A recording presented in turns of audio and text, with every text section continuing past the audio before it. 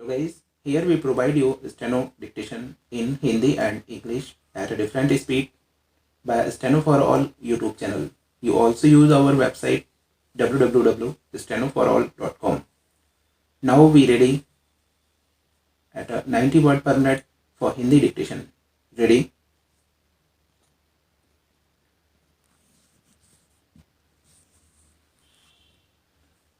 सभा अध्यक्ष महोदय, अत्यधिक आत्मविश्वास के कारण सरकार और भाजपा ने अपने खिलाफ बन रहे माहौल को ठीक करने का प्रयास बहुत देर से शुरू किया।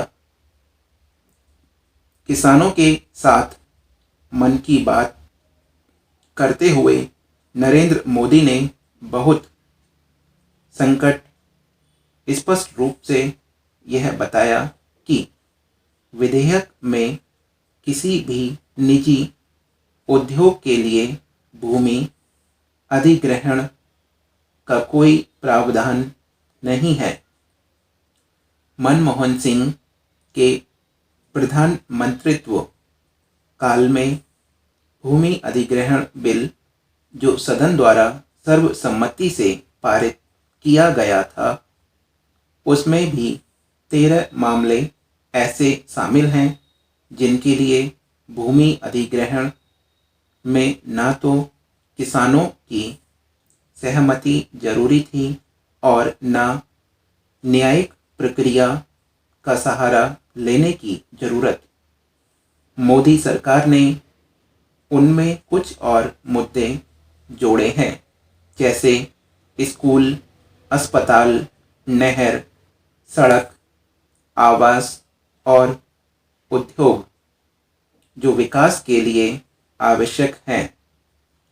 निर्माण कार्यों में सरकारी और निजी भागीदारी पर निर्भरता बढ़ते जाने के कारण यह आरोप लग रहा है कि सरकार उद्योगपतियों को इस रास्ते से लाभ पहुंचाना चाहती है, जबकि बिल में साफ प्रावधान है कि ये कार्य सरकार के माध्यम से होंगे।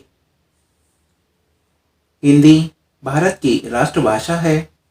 इसका तात्पर्य यह है कि पूरे राष्ट्र को एक सूत्र में पिरोने का काम यदि कोई भाषा कर सकती है तो वह है हिंदी।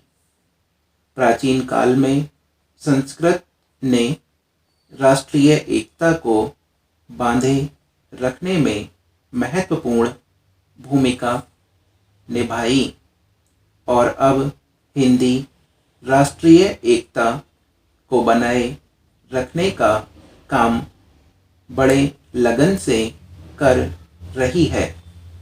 अतः हमारी राष्ट्रभाषा हिंदी किसी वर्ग या क्षेत्र की संकीर्ण हिंदी नहीं है।